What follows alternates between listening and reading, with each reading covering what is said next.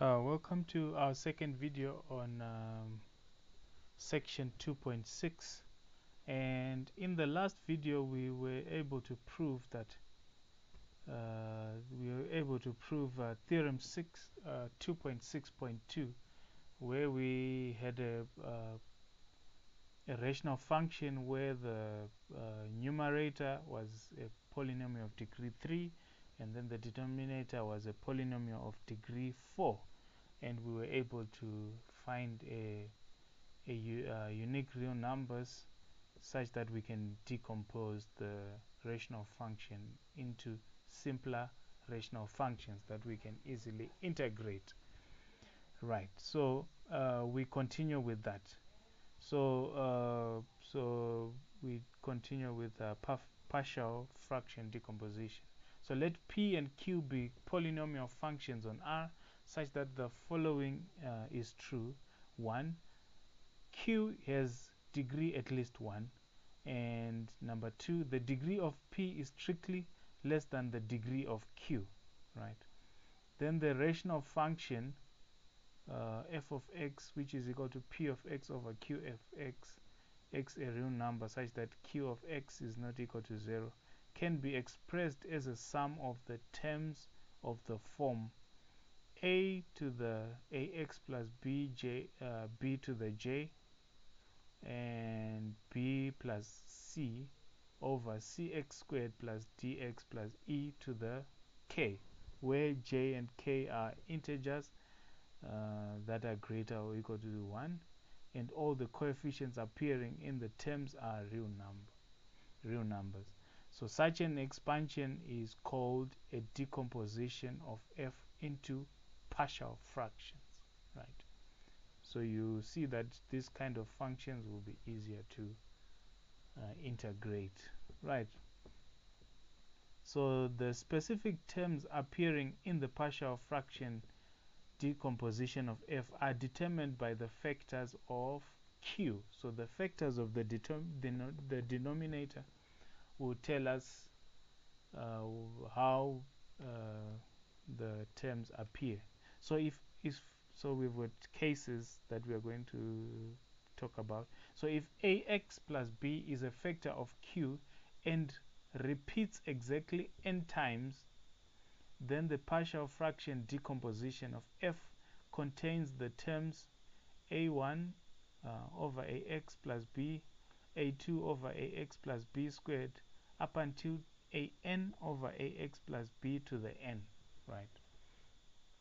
And if the factor is an irreducible quadratic cx squared plus dx plus e, and it repeats m times, then the partial fraction decomposition of f contains the terms, and we'll have b1 plus b1x plus c1 over c x squared plus dx plus e, and it will also contain b2x plus c2 over cx squared plus dx plus e, and so on up until bmx or plus cm over cx squared plus dx plus e to the m. And the b1, the bi's and the ci's here and the ai's here are just real numbers, right? So let's look at an example, and this is example 2.6.3 in the textbook, and it says we evaluate the integral. So we are given an integral, the integral from 2 to 3 of the rational function 5x squared minus 6x minus 2 and 2x cubed minus x squared minus x being the denominator, dx, right? So what we need to do first is to decompose this rational function into simpler terms, and then from there we can then easily integrate it. So let px be equal to that and qx be equal to that, and then we can factorize the denominator as much as we can. So in this case we've got 3 factors, right? So we've got so this can be written as x times x minus 1 times 2x plus 1. So therefore there exist unique real numbers a, b, and c such that p over p of x over q of x is equal to a over x. So here we can see that this appears once, x appears once, so we are going to just have a over x, and x minus 1 appears once on the denominator, so we are going to have b over x minus 1, and 2x plus 1 also appears once, so therefore we have that. And we also need the conditions that x is not equal to 1 and x is not equal to minus half. This is because we don't want q of x to be equal to 0, and therefore so we have that this is equal to, so we put it all under one denominator, which is q of x, and we get that. So for a, if we look at that, we are going to, so because it just says x, we are going to multiply a by x minus 1 and 2x plus 1, like that. And then for b, we are going to multiply by x and 2x plus 1, and for c, it's supposed to be plus there, we are going to multiply by x and x minus 1. Right, so if we do the expansion and then we rearrange such that we take coefficients of x squared, coefficients of x, and then constants, we end up with something like this. So we have 5x squared minus 6x minus 2 from the p of x there, and on that side we have got that, right? So now if we take coefficients of x squared, we get that 2a plus 2b plus c is equal to 5. If we take coefficients of x, we get that minus a plus b minus c is equal to minus 6. And then lastly we take constants, we see that minus a is equal to minus 2. So from there we see a is equal to 2, and we substitute that a into both equations here, and then we solve simultaneously, and we find out that b is equal to minus 1 and c is equal to 3. So therefore p of x over q of x is equal to that, where we have replaced the a, b, and the c, and we need our conditions that x is not equal to 1 and x is not equal to minus a half. So therefore the integral of our function is equal to, in the simpler terms, is equal to that, and we know how to integrate 2 over x. We know it's 2 natural log of the modulus of x, and so forth. We do that one, we do that one. Those are easy to calculate, and then we put our bounds 3 and 2 there, and then we end up with our answer like that.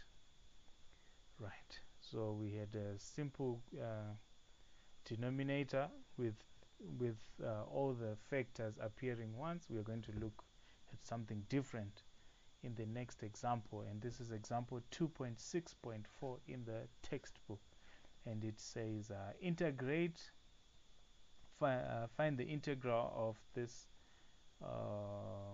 rational function, right, and then so that's what we're going to do next.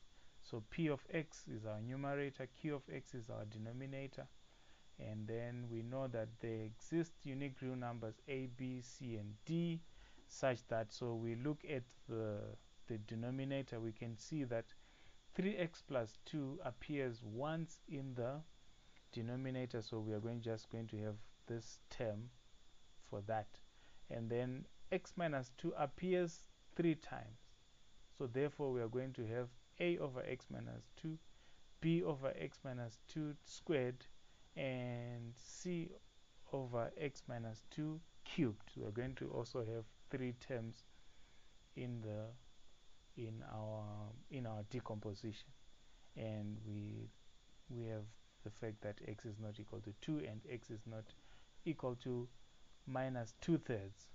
So for those terms, for those restrictions, we have that this can then be written as, so if we put it under one denominator, we get that. We know how to do that. We say x minus 2, so here we'll be left with x minus 2 squared times 3x plus 2. That's what we have there.